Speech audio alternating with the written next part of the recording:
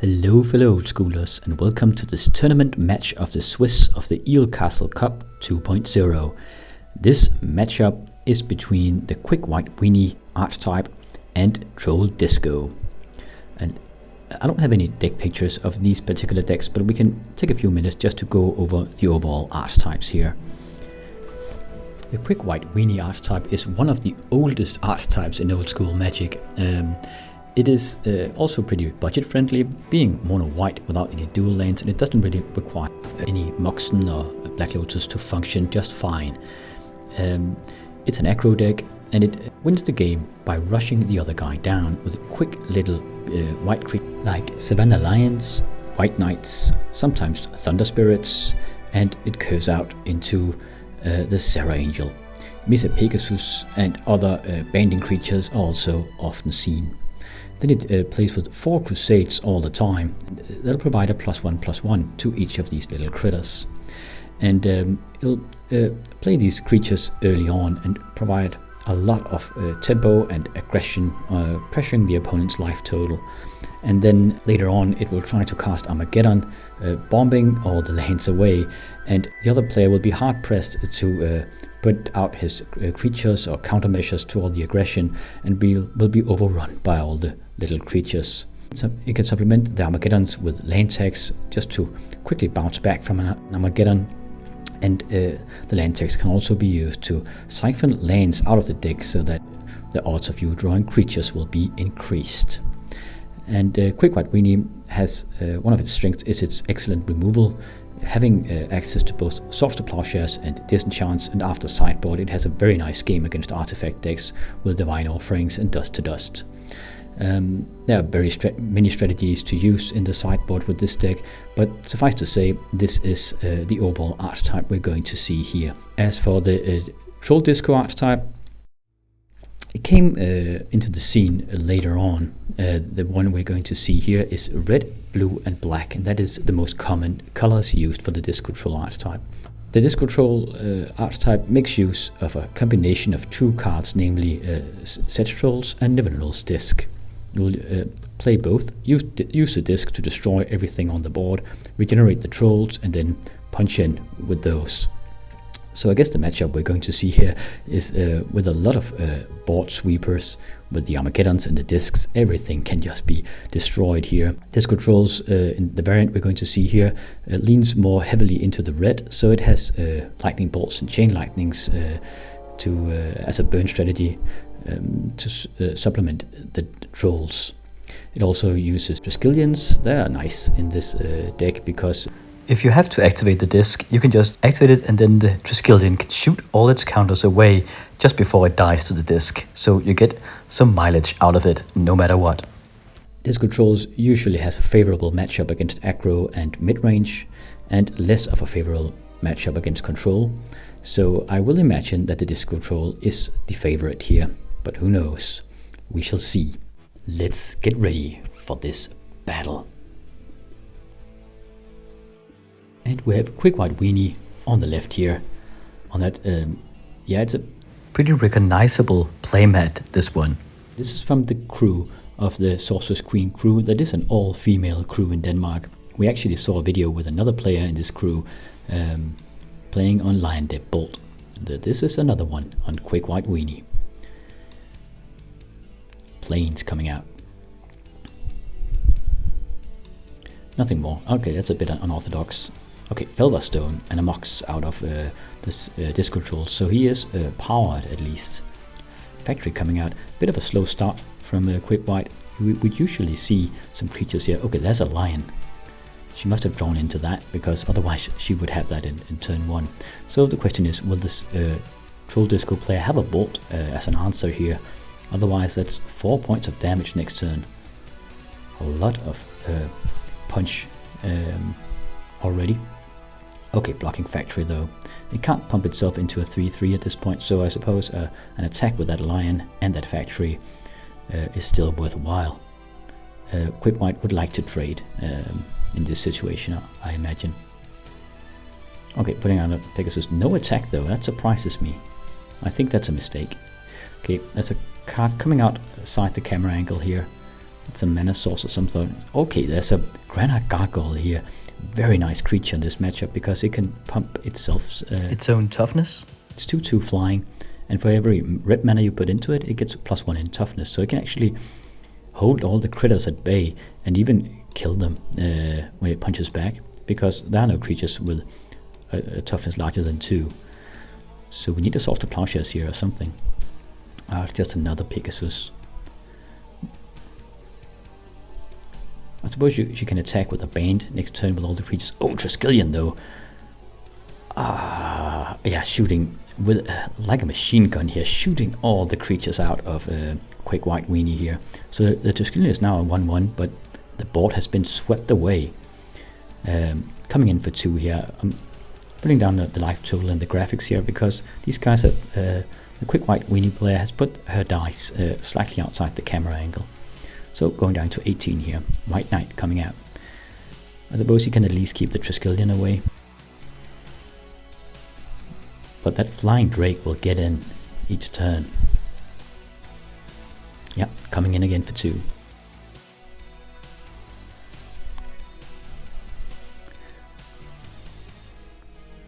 So we need something out of the Quick White here.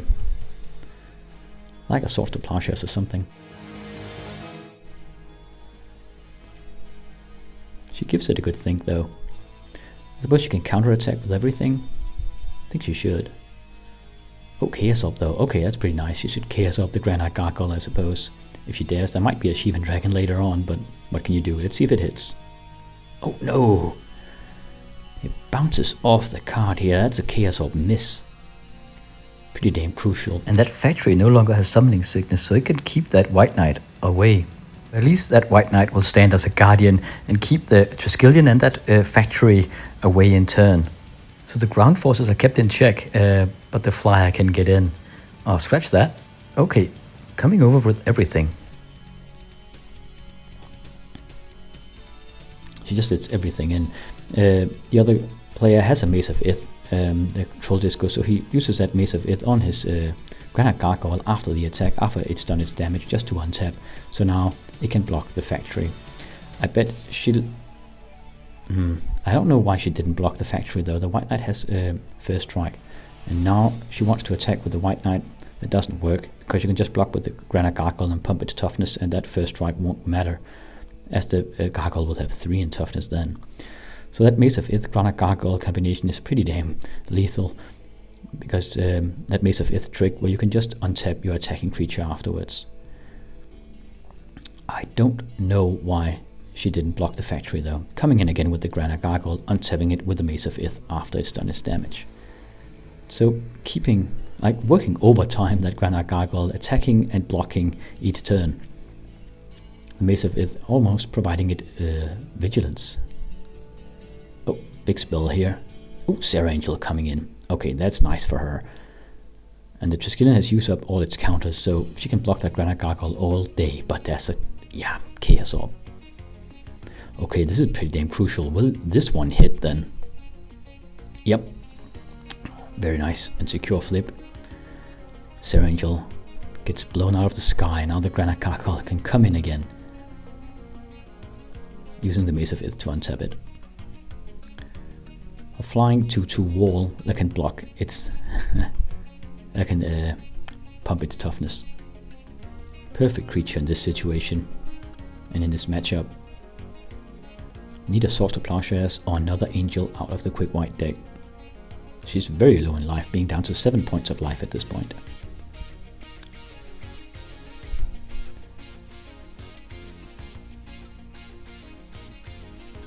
Oh, Thunder Spirit, and there's that Pikeman, 1/1 first strike banding.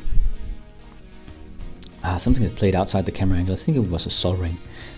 Gets in again, that Granite Gargoyle, and that first strike. The Thunder Spirit's a 2/2 flying first strike, but again the Granite Gargoyle can pump its toughness, so it won't matter that first strike. Letting it in here, really dangerous, because there's also burn in the opposing deck, but I suppose he wants to keep the Thunder Spirit alive. I'm not exactly sure why. He can't get in anyway.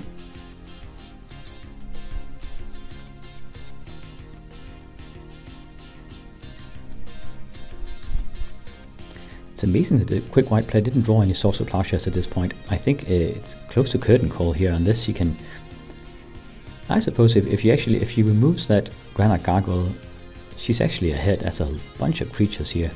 With a factory, 2 White Knights, Thunder Spirit, and a Pikeman. So if only you can get rid of that Granite Gargoyle, quick white can do a lot of damage. If that key piece is removed. Okay, another White Knight here.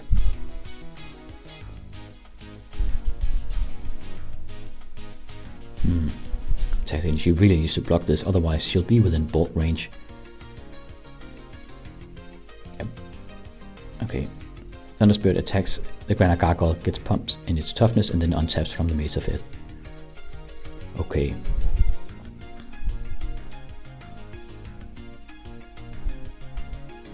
Pretty damn crucial miss with that Chaos Orb actually.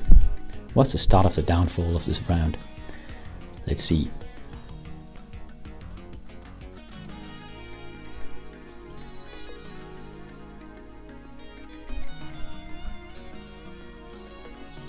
She might be gearing up for an all-out attack here. Suppose she goes out with a bang. Attacking with everything. Okay, there's a shatter on the factory. Another factory. Okay, the factory gets activated and she disenchants one of them. It pumps the other factory. So it's a 3/3 factory. Blocks one of the White Knights. Granite Gargoyle blocks another. Gets pumped. And then the Pikeman gets in. And the last White Knight. So 3 points of damage. First time the White Knight, the White Weenie gets in. Now counter-attacking here for 5. That's game. Okay. Troll Disco takes this one. We'll let these guys sideboard. I suppose the real kicker here was the beginning of the game where that Triskelion hit the board and just blew all the white critters out of this commission, really providing a hefty card advantage for the Disco Troll player. And then there was that Chaos Orb flip that missed from the White Weenie. So the Granite Gargoyle actually survived, and that single creature put in a ton of work, working in combination with the Mace of Ith, so that it could attack each turn and then untap and then be a formidable blocker against all the critters, because it could just pump its own toughness and have sufficient toughness to survive. And there was a successful Chaos Orb flip on that Serra Angel that actually tried to turn the tide for the Quick White Weenie player. So I suppose those were the key moments of this game. Let's see if Quick White can equalize the score here in game number 2 and see what they've sideboarded. Round number 2, Quick White on the play. No Lion here. Soaring out of the Disco Troll player. We provide some crucial tempo for him.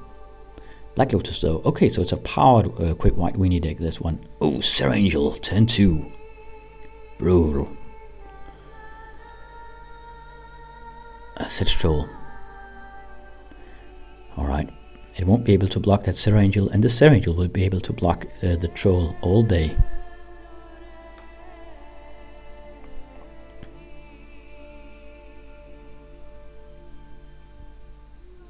Strip Mine. Strip Mining the untapped mountain. Uses that to provide a regeneration shield, as it's called. Oh, Crusade. 5/5 Angel this time. Coming in here. Flying in for 5. And with Vigilance, it'll be ready to handle that Sedge Troll. Comes over though. Yeah, it's a bit of a dilemma. If she blocks, the Troll can regenerate, and the other player can play a mountain and then lightning bolt the Serra Angel. So this might be a ruse. Yeah, the Quick White lets it in. I suppose that's fine. Everything rides on that Serra Angel. Now he lightning bolts his own Troll here. Puts down a Felverstone. Oh, there's a balance though. Brilliant play. Oh, and she even has to discard her entire hand. And the Serra Angel is balanced away here. Really a saving grace at the nick of time. Another Crusade. That Serra Angel would have been a 6/6. There is the Mace though. Would have been nice for the white player to have kept that Strip Mine back. The demonic tutor here. Both players are without a hand at this point.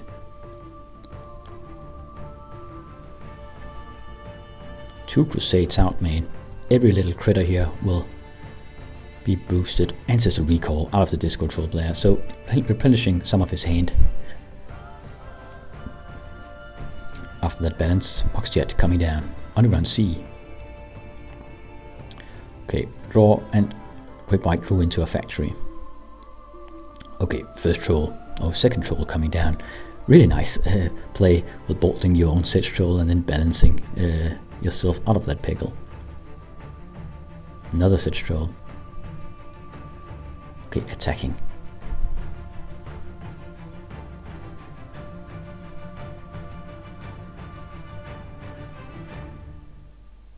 Okay. She actually blocks the sedge troll. Pops itself into 3/3. If you can't do that, it should just play that factory. Not that it matters. The sedge troll will just regenerate. Factory coming out. Okay, so the momentum of the game has really shifted here in favor of the troll disco player. Coming in for 8. 2 trolls unopposed. Mace of Ith out of quick white. She needs that. I wonder if it'll be enough though. Coming in here. Probably mating one of the sedge trolls.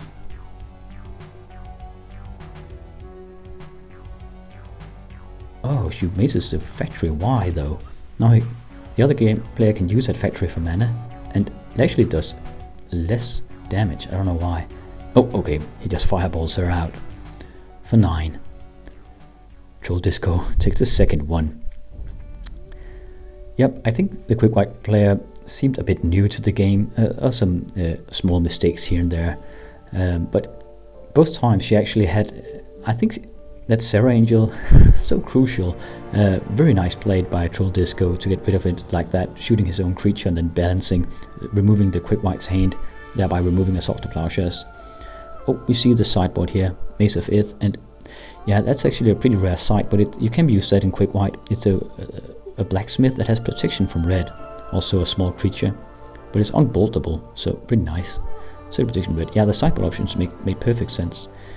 Troll Disco took in the balance and the disenchant, and a terror, it seems. Another disenchant. It must be against the Crusades, right? Okay, 2 circular protection red out of the quick white, and a third balance in. They don't really show what they took out.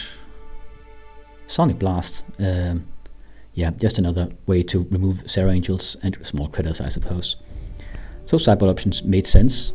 As said, it seemed like the quick white had some advantages early on, especially in that second game, but yeah, some clever plays by the Troll Disco player reversed everything here and made the Troll Disco go out of this clash with a 2-0 win. So he'll advance in the tournament, and that quick white deck will, yeah, it'll have to see if it can rectify the score in the next match. Thank you for watching, and I'll catch you in the next one.